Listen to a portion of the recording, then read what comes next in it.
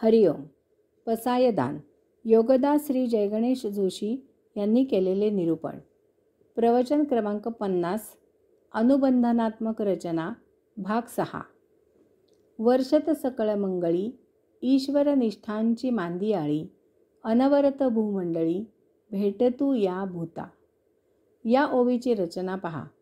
माऊली पहिल्या चरणामध्ये सर्वत्र मांगल्याचा वर्षाव सतत होऊ दे अशी मागणी करतात. दुसऱ्या चरणामध्ये यावर उपाय सुचवतात. अशा मांगल्याचा वर्षाव ईश्वरनिष्ठ लोकांची फळी एकामागोमाग एक अशी आणि तीही वंश परंपरागत किंवा प्रत्येक पिढीला समाजात तयार होईल तेव्हाच होईल. आणि याच्या परिणामाची तिसऱ्या आणि चौथ्या चरणामध्ये अपेक्षा व्यक्त करतात. येथे सतत अखंड मांगल्य नांदत राहील.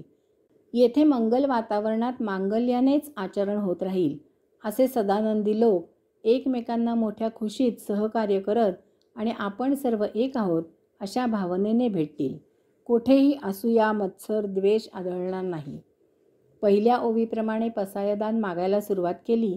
यासाठी दुसऱ्या ओवीमध्ये जे खल सुधारायचे होते ते सत्कर्मामध्ये रत झाले आणि त्यांची खल प्रवृत्ती नष्ट झाली.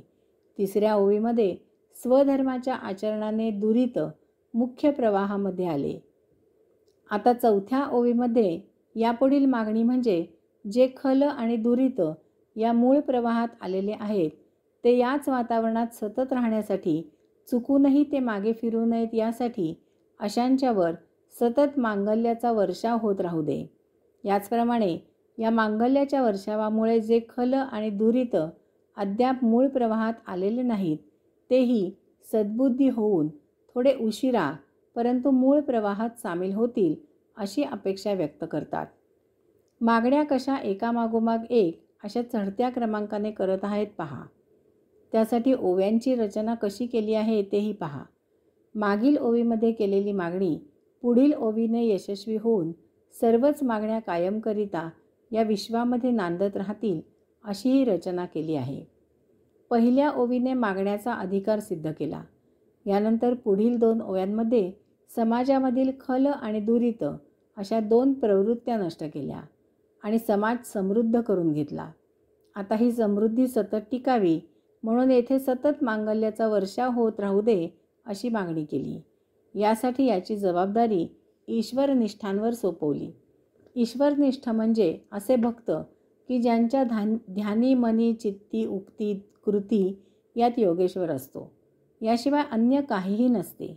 यामुळे ते सहजच स्वाभाविकच निसर्गतःच आध्यात्मिक योगिक आत्माचरण करतात. त्यांना ठरवून विचार करून प्रामाणिक राहावे लागत नाही. त्यांच्या अंगी सचोटी मुरलेलीच असते. कणव दया सेवाभाव ममता वात्सल्य हे अशांचे वैभव असते. ते सहजच सर्वांचा विचार करत आत्मभावनेने सर्वांजवळ आचरण करतात. मला महाराष्ट्रापुरतेच थोडे माहीत आहे. एक काळ असा होता की महाराष्ट्रात संतांची परंपरा सुरू होती.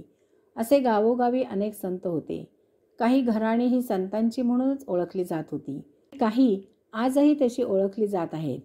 हे सर्व ज्ञानोबा तुकाराम असा गजर करत टाळ मृदुंगांच्या तालावर रस्त्याने नृत्य करत भजने अभंग ओव्या गात आजही पंढरीची वारी न चुकता दरवर्षी करत आहेत. या वारीला ठराविक ठिकाणी गावोगावी संत येऊन मिळतात आणि पंढरीची वाट चालू लागतात. माऊली म्हणतात की अशा ईश्वरनिष्ठ भक्तांची मांदियाळी निर्माण होऊ दे म्हणजे सदा सर्वत्र मांगल्याचा वर्षाव होत राहील. मांदियाळी म्हणजे काय ते एक उदाहरण घेऊन पाहू. झाडाच्या खोडाला फांद्या फुटतात. त्या फांद्यांना पान फुले फळे येतात. त्या तिघांचा हंगाम निरनिराळा असतो. त्याप्रमाणे पाने पिकतात आणि गळतात. फुले कोमेजतात आणि गळतात. फळे पिकतात आणि गळतात. ज्या क्षणी पाने फुले फळे गळतात त्याच क्षणी तेथे नवीन पाने फुले फळे येऊ लागतात. ही पाने फुले फळे हंगाम संपला की गळतात आणि तेथे नवीन पाने फुले फळे येतात. असे प्रत्येक हंगामाला होत असते. हे ऋतुचक्र सतत फिरत असते. याचप्रमाणे माऊली मागणे मागतात की येथे एकामागोमाग एक असे साधू संत योगी संन्यासी दार्शनिक साक्षात्कारी निर्माण होऊ देत. म्हणजे येथे असा एकही कालावधी नसेल की त्या काळी मांगल्याचा वर्षाव होऊ शकला नाही.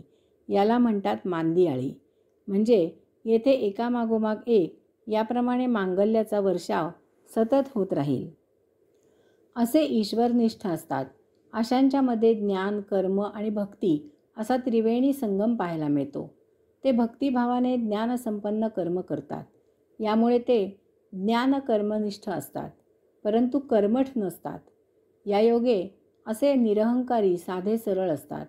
त्यांच्यात आढ्यता नसते. त्यांचा आदर्श ठेवून सर्व समाज आचरण करत असतो. यामुळे माऊलींना अपेक्षित असा मांगल्याचा वर्षाव सतत होत राहतो. याचा अर्थ असाही आहे की ईश्वरनिष्ठ भक्त अशा प्रभू कार्यात सक्रिय राहिले पाहिजेत. केवळ खलप्रवृत्ती निवृत्त होऊन पुरे होणार नाही, केवळ दुरितांचे तिमीर नाहीसे होऊन भागणार नाही, तर ईश्वरनिष्ठांनाही त्यांचे समाज कल्याणाचे, समाज प्रबोधनाचे कार्य त्याने करावे लागेल. या ईश्वरनिष्ठांनी मंदिरात, मठात, आश्रमात, घरी बसून चालणार नाही. त्यांनी सतत समाजात राहून प्रभू कार्य करत असायला पाहिजे. या समाजाच्या डोक्यावर परत परत तत्त्वज्ञानाचा घणाघात घालत असले पाहिजे. समाज एकदा दोनदा सांगून सुधारत नाही. समाज निर्ढावलेला, निगरगट्ट, गेंड्याचे कातडे पांघरलेला असतो आणि म्हणून वर्षत सकळ मंगळी ईश्वरनिष्ठांची मांदियाळी अनवरत भूमंडळी भेटतू या भूता. ईश्वरनिष्ठांचे कर्तव्य आहे त्यांनी तत्त्वज्ञानाचा सतत वर्षाव करत राहिले पाहिजे. पाणी बहता भला, साधू घुमता भला.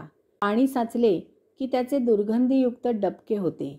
साधू एका जागी थांबला की तोही लोखंडाला गंज चढल्यासारखा निरुपयोगी होतो. बुद्धीने निष्क्रिय होतो. त्याला एका जागी बसून चालणार नाही. समाज महाविचित्र आहे. येथे गाडी लावू नका अशा पाटीखालीच गाडी लावतात. अशांना पुन्हा पुन्हा तत्त्वज्ञान सांगावे लागते. तेव्हा हजारात एखाद्याचे गळी उतरते. हे कार्य फार चिकाटीचे आहे. ज्यांना पारायणाचा कंटाळा आहे त्यांनी या वाटेला जाऊ नये. आता दुसऱ्या ओवीमध्ये खलप्रवृत्ती नष्ट झालेले आणि तिसऱ्या ओवीप्रमाणे समाजापासून दूर झालेले परित्यक्त समाजात सामावलेले आहेत. यामधील काही लोक ईश्वरनिष्ठ होऊन प्रभू कार्य करण्यासाठी उद्युक्त होतील. असे उर्वरित लोक सर्व मांगल्याचा वर्षाव सुरू असला की काही काळानंतर ईश्वरनिष्ठांच्या मध्ये प्रभू कार्यासाठी सामील होतील. निदान माघारी तरी जाणार नाहीत. हे लोक सतत होत असलेल्या मांगल्याच्या वर्षावामुळे मूळ प्रवाहात आणले जातील. माऊली काहीही फुकट आयते मागत नाहीत. यासाठी माऊली अपेक्षा करतात की ईश्वरनिष्ठांनी समाजात जावे, त्यांच्यामध्ये मिसळावे, त्यांच्या गळी आध्यात्मिक तत्त्वज्ञान उतरवावे. यासाठी सतत भ्रमण करत असावे. यासाठी गावोगावी साधू संतांची मांदियाळी निर्माण करावी. अशा प्रत्येक गावोगावी मांदियाळी तयार झाली की सर्व राज्यात मांगल्याचे वातावरण सतत राहू लागेल आणि याच प्रकारे संपूर्ण देश, जग, विश्व मांगल्याने व्यापलेले असेल. हेच सत्ययुग आहे. यामधून माऊलींना अपेक्षित अशी 5वी मागणी उदयास येते. येथे पसायदानाचा पहिला टप्पा किंवा पहिली पायरी पूर्ण होते आणि याचबरोबर दुसरा टप्पा किंवा पायरी सुरू होते आणि मग यानंतर तिसरा आणि अंतिम टप्पा किंवा पायरी सुरू होईल. यासंबंधी निरूपण आपण नंतर पुढे पाहू. हरिओम.